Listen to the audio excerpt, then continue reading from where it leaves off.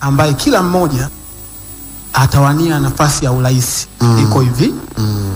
Endapo mwenzio atakwambia fumba macho. Naomba muwe na utulivu. Endapo mwenzio atakwambia fumba macho, akakurudisha nyumbani kwako, maana yake atashika nafasi ya kwanza. Na yule naye umesikia?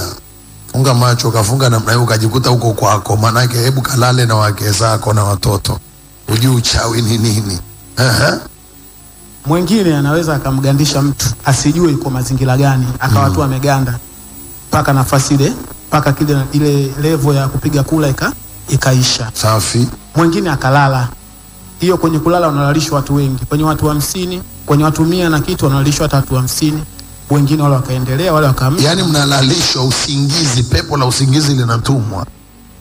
Ukija kushtuka mashindano yameisha, ujipange kwa mashindano yanayofuata. Haya nilikutana nayo nafikiri pale Simiyu. Nilikutana nayo pale Simiyu, tumefanya mkutano Simiyu. Siku ya kwanza nimechelewa Simiyu, siku ya pili tunafika Simiyu, wakashusha mvua ya mawe. Jua linawaka na mvua inashuka. We encountered this in Simiyu, the third day. Na wale wanaofuatilia watagundua mashindano ya uganga na uchawi yanafanyika pia pale Simiyu. And those who follow they know witchcraft competition, the contest. Wewe endelea kusinzia hivyo hivyo waje wakuue. Endelea. Kwa hiyo wakishasinzia, refa sasa ndo atapiga filimbi ya taamlu kwamba yule aliyofanya uchawi sasa haachie, kashapata pointi.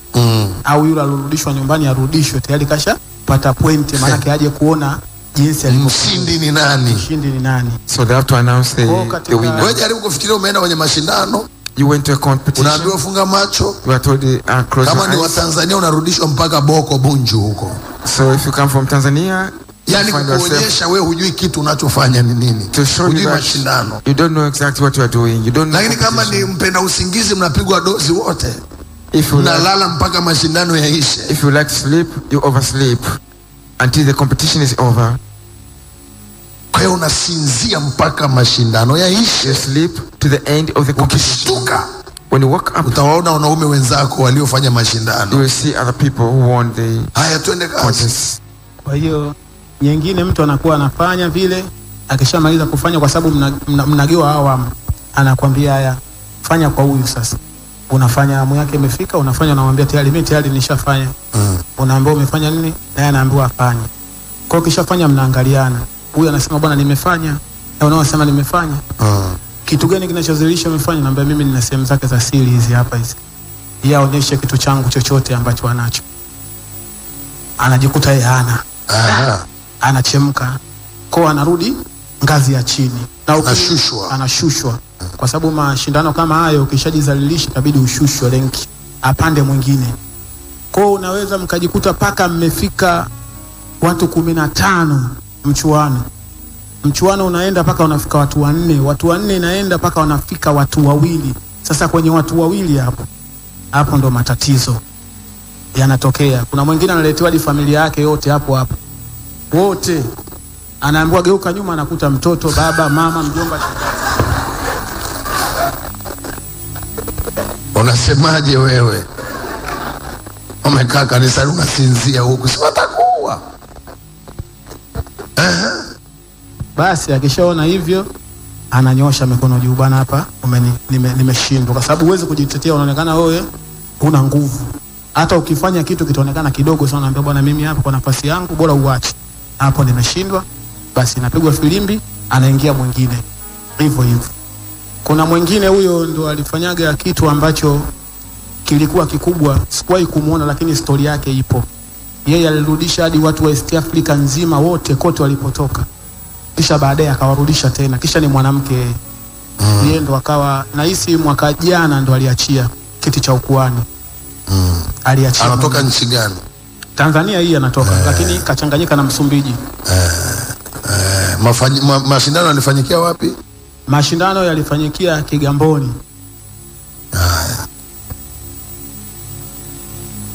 Ina mikono, sema Mungu tusaidie Tanzania.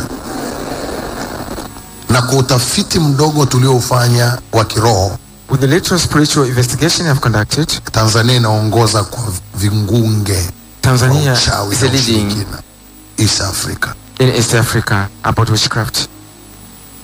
Na ndio maana hii Tanzania inapiga watumishi wanaponyanyuka. And that's why Tanzania is attacking ministers when they raise. Ni mpaka kanisa linyanyuke lijue namna ya kusapoti watumishi wao. Until the church Watu raises wanaonyanyuliwa na and Mungu. learn how to support their ministers. Tutakuwa tunarudia marudio mpaka tunakufa. We shall be repeating and carrying over until we die.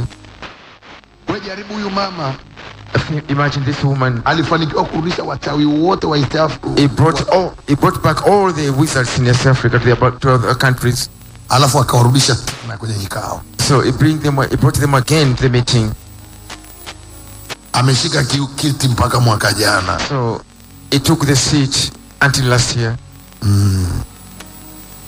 Sasa tumuongelee huyo bibi hapo, maana muda nao unaenda. Nataka nihubiri neno Bwana. Sasa tumzungumzie bibi. Huyo bibi yeye kachanganyika kati ya Tanzania na Msumbiji. Na yeye mwenyewe wakati amefanya hivyo naye alipigwa penalty. Yaani maana yake alifanya makosa kwa kurudisha hadi viongozi ambao walikuwa wanahudhuria nini? Wanahudhuria kula, yaani masuala ya uchaguzi. Alipigwa penalty, akatoa watoto wake wawili. Penalty. Kwa sababu amefanya heshima, amevunja heshima. Akaulizwa uchawi umefanyaje? Akasema uchawi nilikuwa naenda kila sehemu nachukua kidogo kidogo. Uchawi wa rangi nyeusi. Very good. Vema. Watu wengi hawajui ya kwamba How many people don't know that uchawi unakusanywa witchcraft can be covered, na unakusanywa kupitia jadi. is covered through cultures. Nimefundisha hata kwenye spirituality. You heard me teaching about this. Kuna mtu anaenda kwa Wamasai atakaa hata mwaka. Someone will stay with the Maasai people Anakusanya 1 year, nguvu ya Kimasai. collecting the witchcraft Kwa power. hiyo anakuwa from the na Maasai. access ya kuwaloga Wamasai wote. If the access of the witching Ukimletea of mteja the wa Maasai, Kimasai, when you bring them anampiga a kirahisi. customer, a Maasai customer, Anaondoka, anaweza akaenda kwa Wangoni, he can go to among the Ngoni people akakaa kwa Wangoni hata mwaka mzima. and be there for like 1 year. Anakusanya nguvu ya jadi ya He's wajiji ya collecting the Wangoni. culture of those people. Anakusanya uchawi. Kwa hiyo unakuta na collecting the mchawi witchcraft. mmoja ambaye amekusanya jadi zaidi ya 100. So one native doctor can collect more than 100 Level cultures. yake sio level ya kitoto. His level is not a baby level. Akikuelekea When he turns towards you, anajua anachotaka kufanya ni he nini. knows what he wants to do to you. Ndio unasikia huyu anasema amekusanya sana And uchawi. this is what he's saying. He gathered cultures of witchcraft from Alafu different angalia kwenye places. ulimwengu wa roho, ukiwa bamsi wanakupa na unakuwa na picha yako, unaona? Yeye unakuwa a spiritual icon. In that Ndio unamuona hapo spiritual icon. Sasa niambie sasa kuhusu hii. Sasa hichi kibuyu chake kazi yake ni nini? what's the work of this calabash? Hichi namba 2. Eh, Hichi namba 2 hichi ndo mezinga sasa. mizinga. Maana yake kimezinga radi. Kikifeli kile hichi ndo cha mwisho. Kikipasuka hichi maana yake uende tena si ukasome si ndo kufanyaje. Yaani kikipasuka hichi. Maana yake paka kikipasuka hichi makuani maana yake wanatoka sehemu tofauti tofauti. East Africa nzima. Yaani leo tunapiga kitu kizito kwenye nchi. Today we are hitting something very tough in this country. Unaona hii ni ngozi ya nini my You friend? see there's a skin of something. Hebu vuta hiyo ngozi hapa. Can you Hiyo ni zoom? ngozi ya nini? The skin for Hiyo ngozi ya kondoo. Ya kondoo. sheep skin. Kai. Hiyo ngozi ya kondoo. Lakini kondoo anapokuwa amechinjwa achinjwe bila zile damu za ajali za mabasi. Yaani basi kishapata ajali ishapigwa basi wale majeruhi lazima wataacha damu kwenye lami, kwa sababu hiyo kitu ambacho hii inapotaka kutengenezwa inatengenezwa taka za hospitalini, daladala, kituo cha polisi, jalalani, sokoni, vichwa vya paka, yani maana vichwa vya paka wale masokoni na paka wa hospitalini ndio inatengenezwa. Kisha inaenda kualikwa kwenye miti mikubwa na katikati ya barabara. Hii inaendana na filimbi yake, mawasiliano. Hii unaweza ukatembea na hii hapo filimbi ukapuliza popote kinakuja. Lakini Filimbi iko wapi bwana? hii filimbi yake. Hiyo ni filimbi. Filimbi popote pale ukipuliza unatafuta mti unaomba msaada manake popote lakini kwenye mti kinakuja chini yake. kinakuja kama kilivyo, kibuyu kinarudi. kinakuja chenyewe. Kishamaliza kuja, unazungumza unachokitaka, unapuliza tena unakirudisha kilipotoka.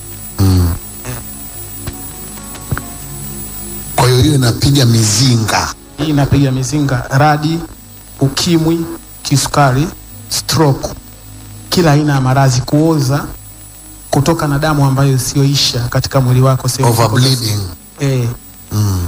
Umeelewa? Na kuvuta kimvuli, katika kuvuta kimvuli, yani mtu anaumwa au haumwe, kalala akavutwa kimvuli, kaonekana amekufa, kumbe ameenda kutumikia wafu. Unashangaa mtu ana ukimwi, You get surprised someone is having HIV, lakini amepigwa kitu, mzinga wa ukimwi. it's all about this HIV canyon. Nafikiri leo nilikuwa naongea tu na apostle hapa. I was talking to Apostle today. Watu unakuta wametembea huko duniani, wamefanya uchafu wote, hawajawahi kupata ukimwi. People have gone around in the world, but they've never contracted HIV. Lakini kabinti maskini ya Mungu, But a small lady, mtu wa kwanza wa pili, the first man, second man to sleep with HIV. ukimwi wa kutengenezwa. That is concocted HIV. Na sio hivyo tu, anasema stroke. Not only that, at a stroke. Nashangaa mtu ghafla anaanza ku paralyze. Na moja ya alama ya kwamba kwenye mashambulizi ya giza utasikia vichomi kwenye moyo. Ukiwa unasikia vichomi kwenye moyo, unasikia moyo unauma, jua kabisa uchawi unakushambulia wewe. I know that witchcraft attacking you. Moyo kujikuta kuna wakati umekaa unasikia moyo ni kama umechoma, ni kama unataka uende kwa daktari, unaweza ukaondoka pima hata akasema una tatizo lolote, lakini moyoni unasikia vichomi na moyo unauma. You feel like wakichawi unakutafuta. You feel like things passing in your heart. Know that is a witchcraft attack. Kuna vishale, ukishaanza kusikia mishale kwenye moyo, mishale, vitu vinachoma choma upande huu, unasikia vichomi upande huu, unajua kabisa mzinga wa kichawi unakutafuta. When you're being to feel some arrows are passing on this side, know for sure that is a bombshell. Umesikia kabisa hapa anasema, He said it openly. Umesema vitu vingine hapa, umetaja stroke, umetaja ukimwi, umetaja nani tena? Stroke, ukimwi, na jinsi ya kumchukua mtu kivuli. Kumchukua manake huko anamkuta amekufa. Kumbe kuna watu wanatembea lakini vivuli vyao vimebebwa. Some people are walking but their shadows. Kivuli kinachukuliwa namna gani? How do you take up the shadow? Kivuli kinapochukuliwa manake uhamishaji, wanahamisha mwili. Manake inatumika sanda, watatumika na hii, utatumika na kuku, itatumika na kondoo, itatumika na jina lake halisia muhusika. Na kama jina lake litakuwa la uongo, kuna watu wanapenda kubadilisha majina, lazima wakupate, wanatumia Adamu na Hawa, unapewa majina mawili. Usiku ule unabatizwa wale majina ya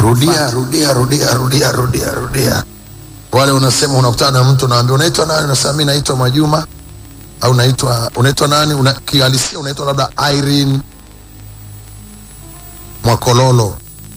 Unasema unamdanganya mtu, unaambia mimi siitwi na jina langu nini, badala ya kuita Irene Mwakololo unataja jina lako labda Eva Mwapimbi. Wakija kukuloga wanasema kusoma upatikani, wanasema anyway imegoma, tumbatize jina. Jana wanakupa jina la kukushughulikia usiku huo. A temporary baptism. Ubatizo wa muda, uchomoki kwenye vita hiyo. Kwa hiyo wanambatiza. Wakikubatiza wanajua lazima wakupate. Kwa sababu mwanamke alitoka kwenye ubavu wa mwanaume. Kwa hiyo kinachofanyika pale, unaitwa Adamu wa Hawa. Kwa hiyo unaanzishwa jina la mwanamume kupitia mwanaume wa kwanza wa kizazi cha kwanza. Kwa hiyo kama ndio maana kuna watu hapa mpo mna majina mmejikuta mmejitungia tu. Unaitwa nani? Evans. Unaitwa nani? Evaresti. Unaitwa, kumbe ndo majina uliobatizwa kwenye ulimwengu wa roho ya kukushughulikia. Navunja kwa jina la Yesu. Sema navunja. Navunja katika jina la Yesu. Kwa akishabatizwa. Unakumbuka lile jina ulikuwa unadanganyaga watu, binti? Remember the name you are lying to people, a lady? Ilo jina, that name, ndio ulibatizwa, temporary baptism. Hilo ulibatizwa kwa muda tu kwa ajili ya kufanya ukahaba. Temporary baptism. Ubatizwa muda. Oh, nimekumbuka.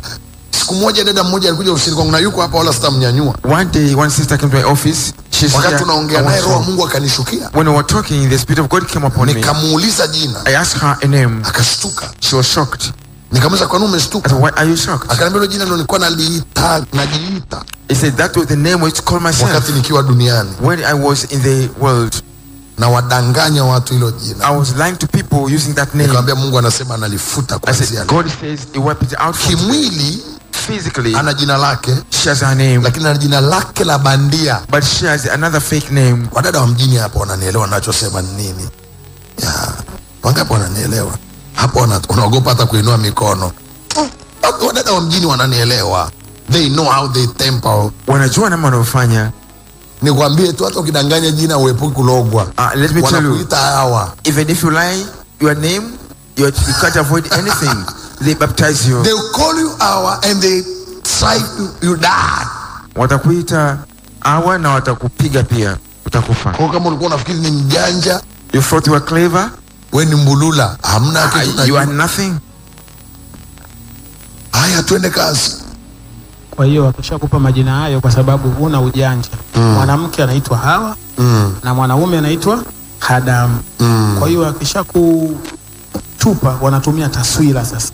Wanaanza kuvuta baina huu mgomba na isanda iende kule. Ule kimvuli tawe mtu ambaye muhalisia wewe ufanyaje huje huku. Wanahamisha.